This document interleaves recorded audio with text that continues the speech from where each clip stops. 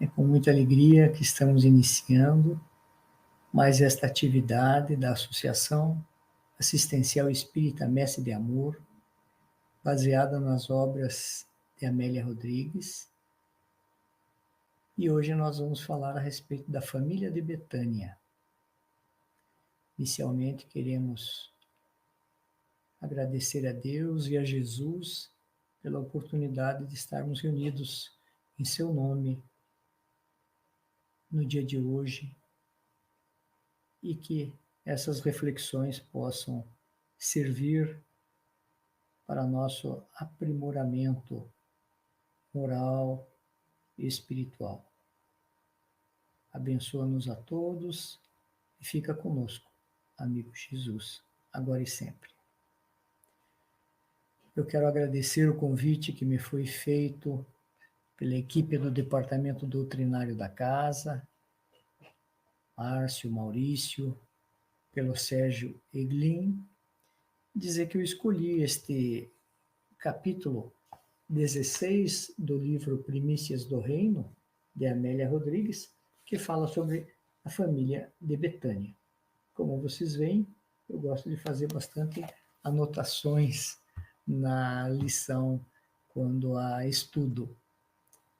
E aqui a Amélia Rodrigues, com o seu linguajar todo poético, versado, né, e nos descreve como é que era a cidade de Jerusalém inicialmente.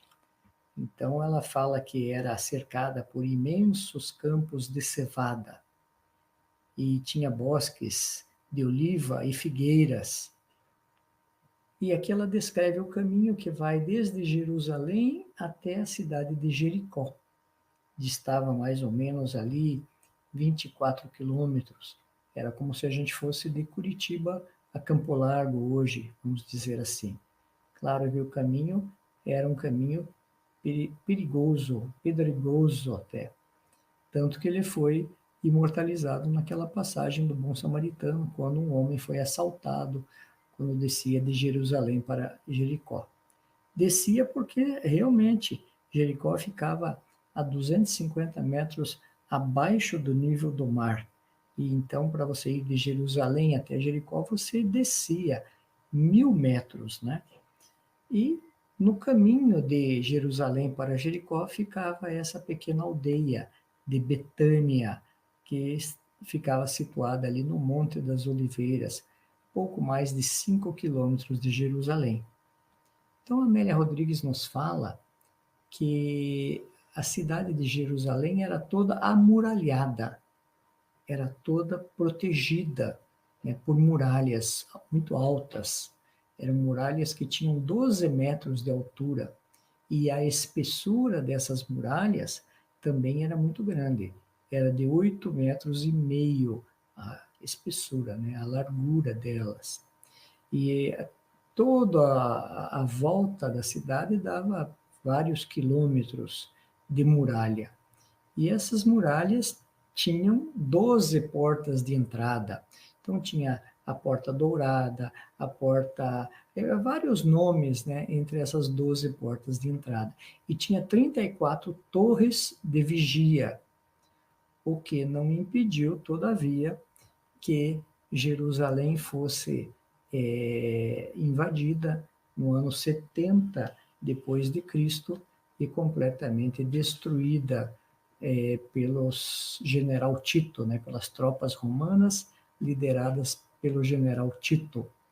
E essa foi a terceira destruição da cidade de Jerusalém e do templo de Jerusalém, como nós sabemos. Esse templo maravilhoso, que ele era uma réplica, né, um exemplo do templo de Salomão, do antigo templo de Salomão, construído ainda em muitos anos antes de Cristo, e que, todavia, já havia sido destruído, né, 2 vezes. Então, este último, ele havia sido construído pelo rei Herodes no ano 19 antes de Cristo.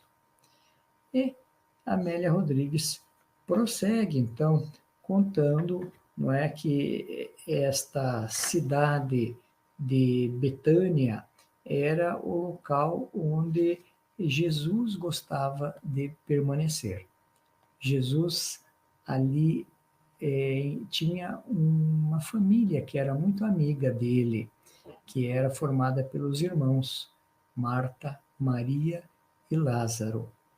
E Jesus, quando ia a Jerusalém, geralmente ele e os seus discípulos eram acolhidos na casa, então, de Marta e Maria. Era um recanto muito agradável, era um remanso muito bonito. Aqui a Amélia Rodrigues fala que era uma casa cercada de rosas perfumadas e paredes cobertas de plantas trepadeiras.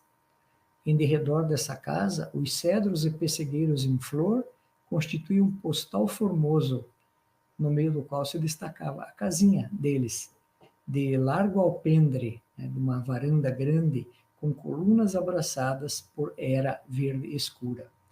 Naquela época era normal assim, né? Era muito quente naquela região e todas as casas tinham um alpendre. Em geral era um telhado que servia como varanda. Era de argila, né? Construído em geral sobre ramos, galhos e vigas. Então era ali que Jesus costumava permanecer.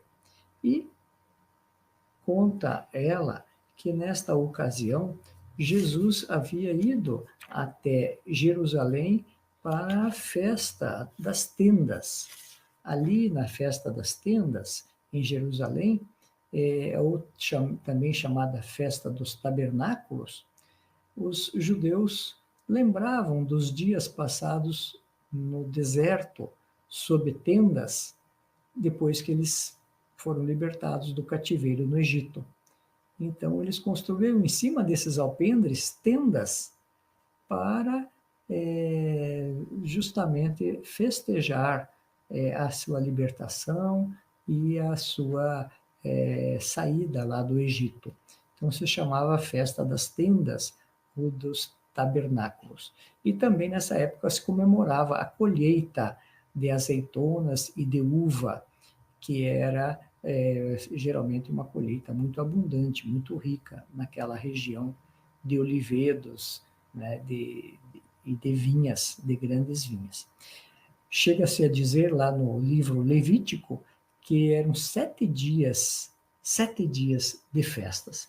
Aliás, eram muitas as festas que os judeus faziam. Eles gostavam muito de fazer festas. Então tinha a festa essa das tendas, que também se chamava Sukkot, em hebraico.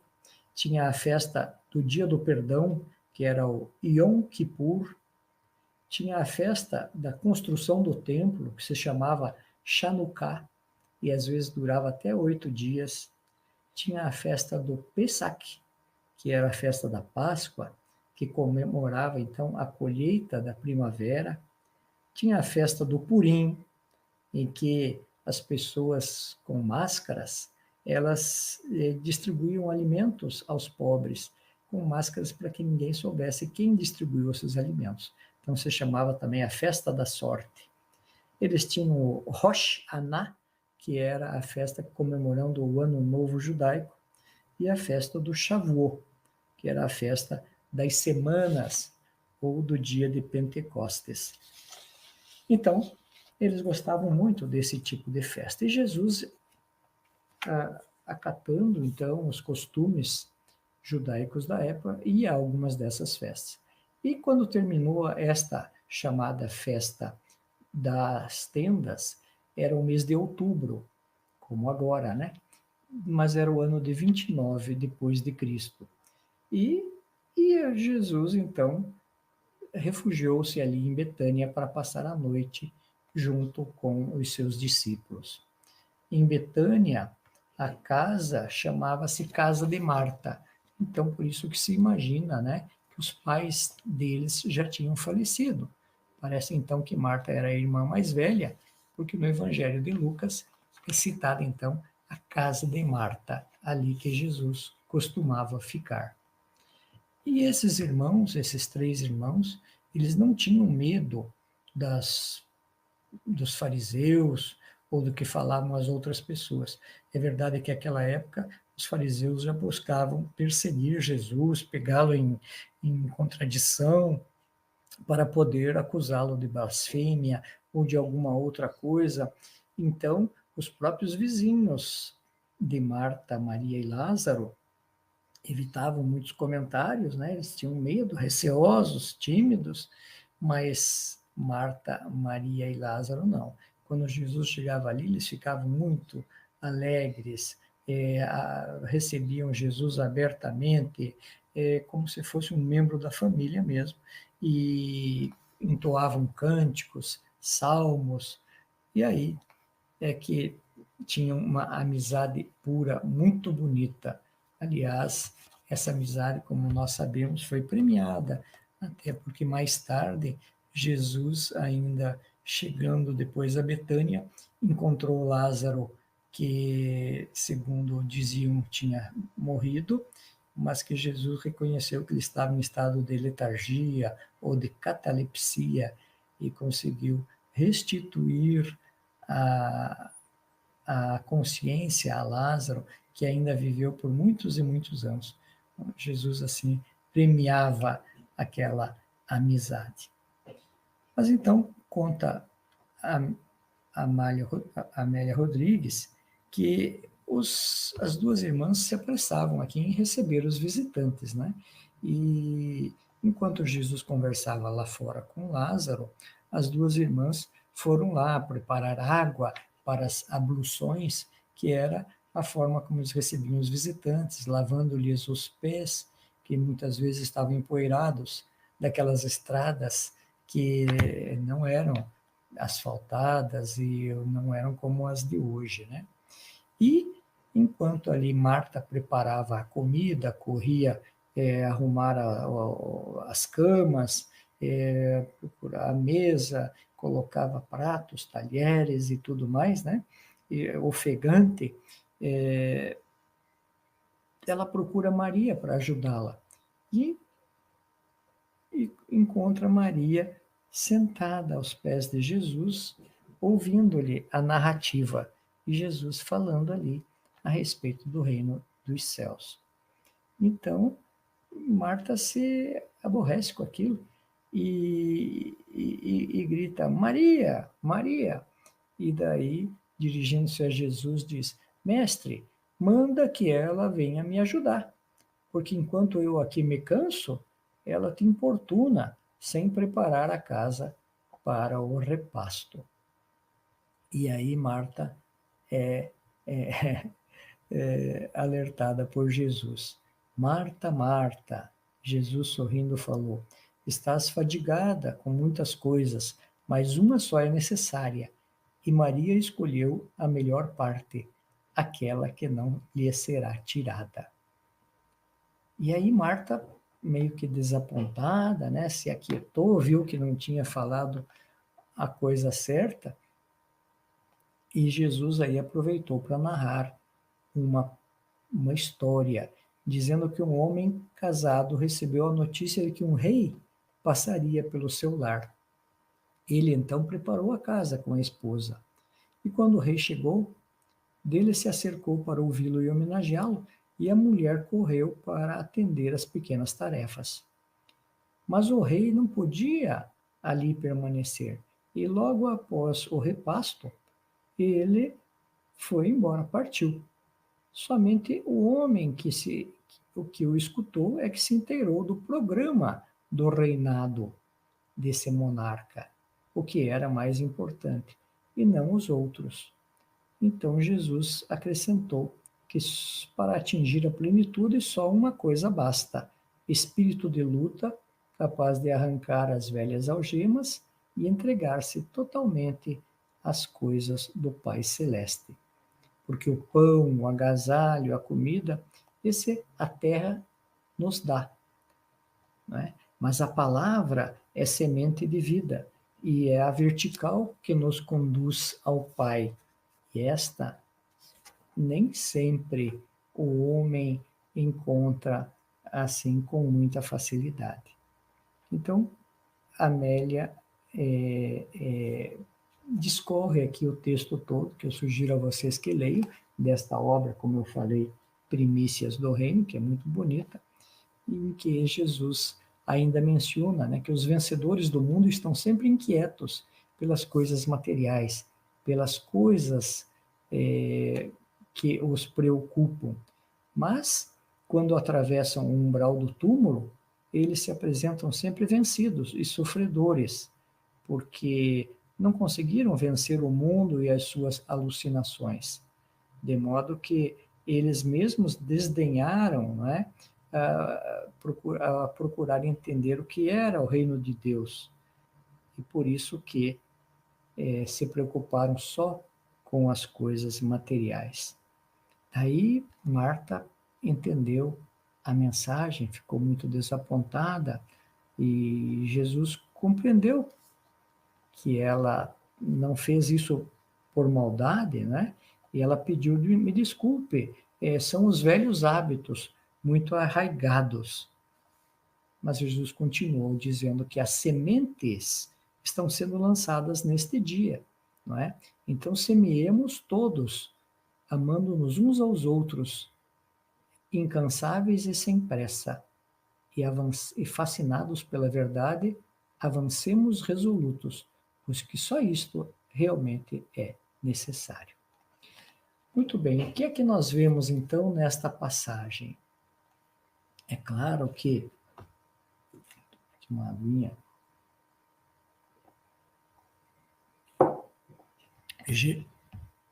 Amélia Rodrigues quis ressaltar o acolhimento da família, dos irmãos Marta, Maria e Lázaro, da hospitalidade que eles tinham para com Jesus e os seus discípulos, da maneira franca, aberta como eles recebiam os amigos, não é? Então, isso aqui simboliza também abrirmos não só as portas da nossa casa, mas abrirmos as portas do coração. Jesus queria com isso valorizar as relações familiares, valorizar as relações de amizade. Jesus tinha, sim, muitos amigos, não só os discípulos, e os prestigiava a todos. Jesus fazia questão de chamar os seus discípulos de amigos, e até mesmo lá no Getsemane, na hora em que ele estava para ser preso, quando Judas chegou com os guardas, ele ainda perguntou: a que vens, amigo? Então, em todos os momentos, Jesus ressaltou o valor muito grande da amizade. E, e aqui, nesta passagem, Jesus quis dizer que a mensagem do reino de Deus não era só para os homens, como hábito naquela época, porque para as mulheres o que cabia era esse trabalho de cuidar da casa, cuidar da comida, moer o trigo, ordenhar as vacas, fazer o pão, fazer o queijo, preparar a mesa, cuidar dos filhos. E as mulheres não, elas não podiam ter acesso muito grande ao conhecimento da Torá. Tinha até um ditado na época que falava assim: é melhor queimar a Torá do que colocá-la nas mãos de uma mulher.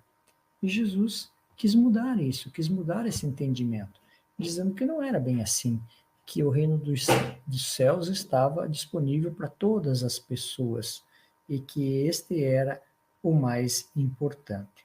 Então Maria, que estava ali sentada, né, aos pés de Jesus e o ouvia encantada, não é? No momento em que Marta pediu que ela viesse ajudá-lo, certamente que daí Jesus ficaria falando só para os homens. E não era isto que Jesus queria, ele queria que a mensagem servisse para todos. Muito bem. Fiz aqui algumas anotações de que, como eles eram amigos, certamente que Jesus já havia passado outras vezes pela casa dos três irmãos. E certamente que também nas outras vezes Marta ficou cuidando das coisas da casa e perdia a mensagem que Jesus tinha para lhe dizer. Então Marta já tinha perdido de outras vezes o privilégio de ouvir Jesus, embora estivesse com ele por várias vezes na sua casa. E desta vez, todavia, ela mal sabia que estava próxima à crucificação do Mestre e que ela iria perder de vez a oportunidade de ouvi-lo. Então, a pergunta primeira que a gente faz é esta, né? Será que nós temos sentado aos pés de Jesus para ouvi-lo? Será que nós nos apercebemos de que pode estar próximo o momento em que nós não vamos mais ter essa oportunidade, seja lá por quaisquer das coisas imprevisíveis da nossa vida? E a mensagem é de que as coisas do mundo têm sim o seu valor. Jesus não quis desconsiderar o que Marta estava fazendo, afinal, era um trabalho muito meritório, preparar a casa, a comida, os leitos para receber todos os seus visitantes. É necessário que alguém faça isso, né?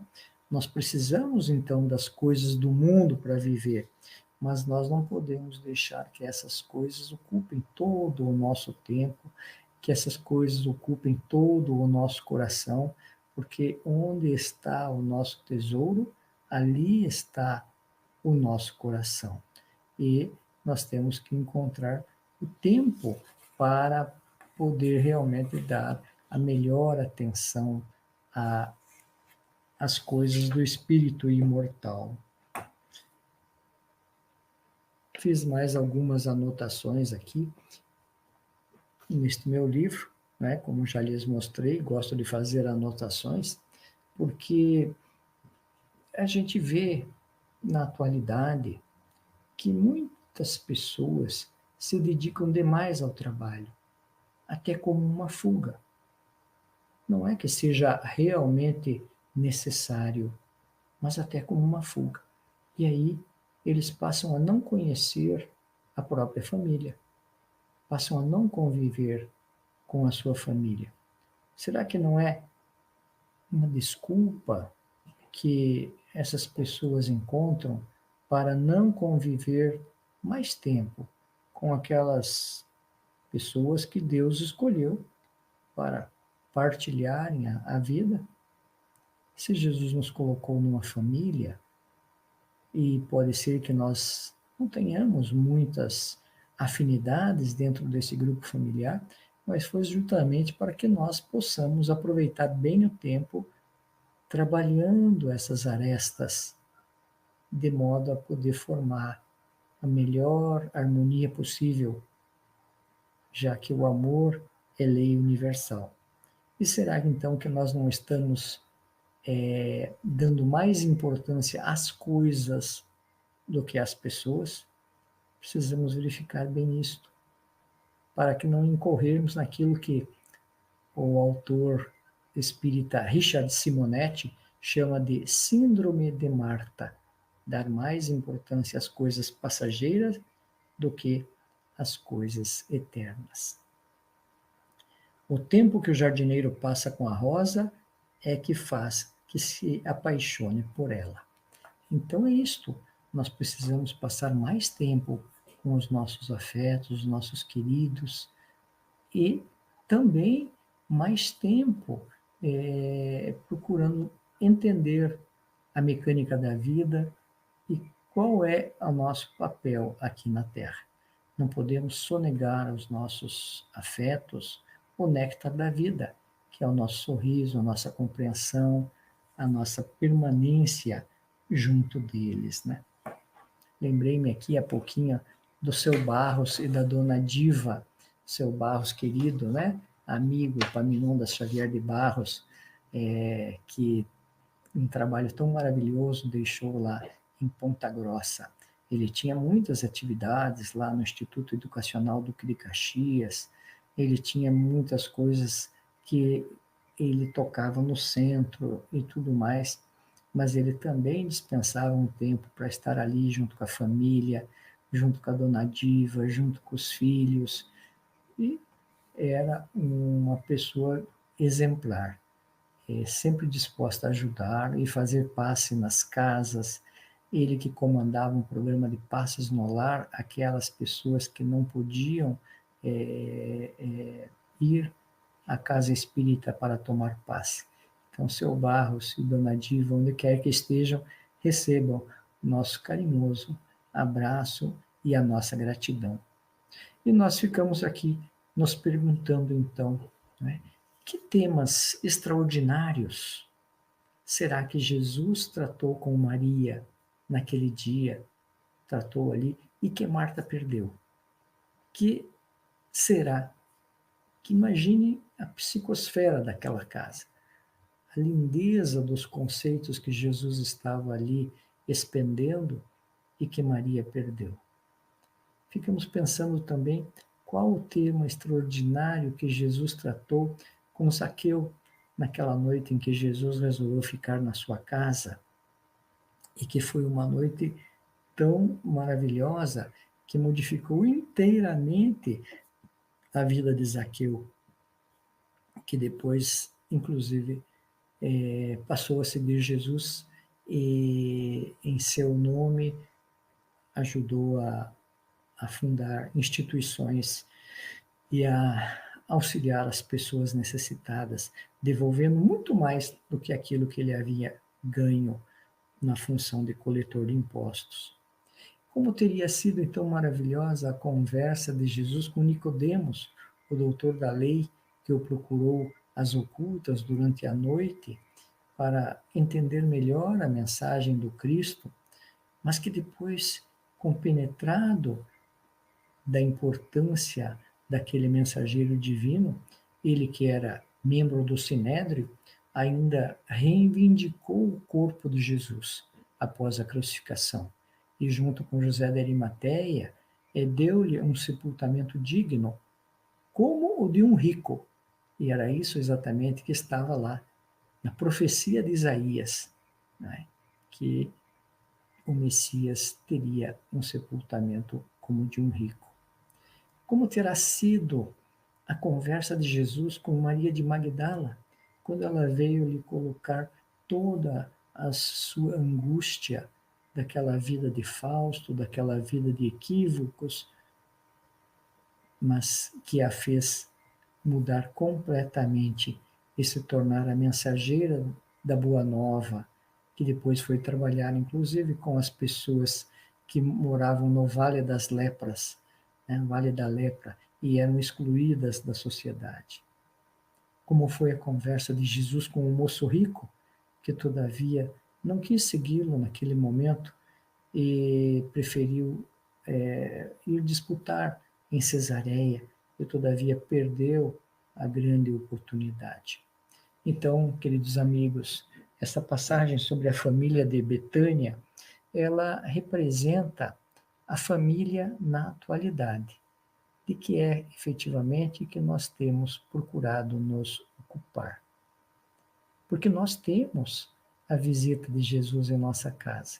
Nós temos a visita de Jesus com a roupagem da doutrina espírita, com estas maravilhosas lições que a doutrina espírita nos traz. Por isso que já foi dito que Jesus é a porta e Kardec é a chave. Então, nós temos a possibilidade agora de abrir essa porta com a chave que a doutrina espírita nos traz, com todos os ensinamentos que nós recebemos diariamente, pelos mais diversos meios hoje, inclusive, com os meios de comunicação tão facilitados, através dos meios virtuais, através do Facebook, do Instagram, da, do WhatsApp. Então, que escolhas nós temos feito? Em que é que nós temos empregado o nosso tempo? Se nós já conhecemos um pouco da verdade, será que nós estamos nos aplicando em valorizar esse tempo? Bendita doutrina espírita que nos aproximou, queridos amigos, nesta reencarnação. Jesus pode-se dizer que nos visita todos os dias através dos vários convites que a vida nos faz.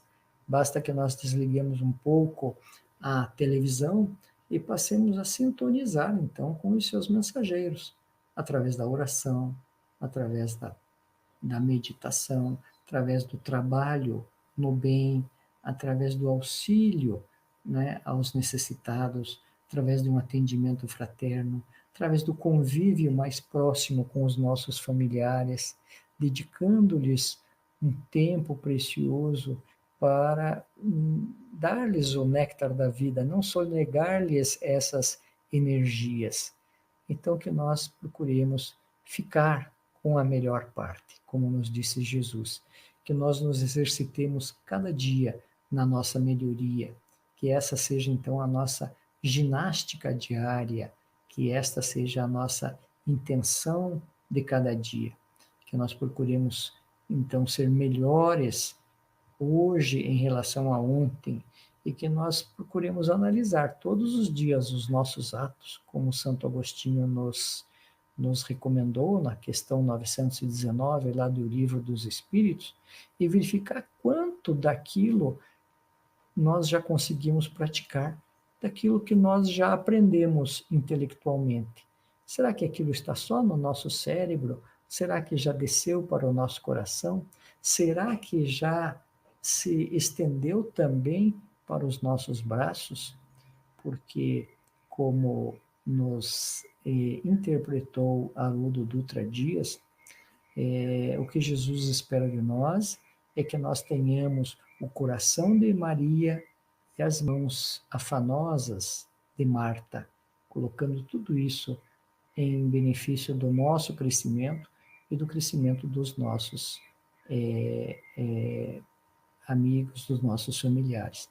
E que a cada dia nós tenhamos mais alegria e gratidão pela nossa existência. Alegria de viver e gratidão ao Pai por todas as bênçãos com que Ele nos presenteia.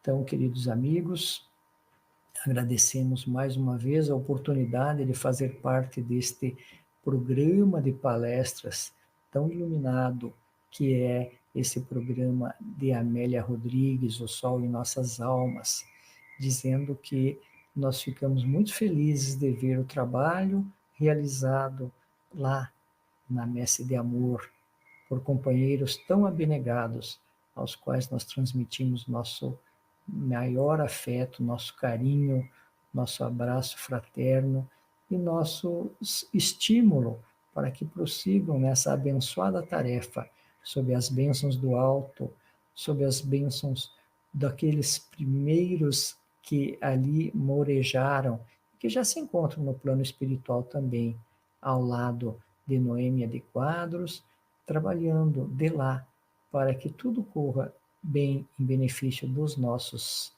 assistidos da Messe de Amor.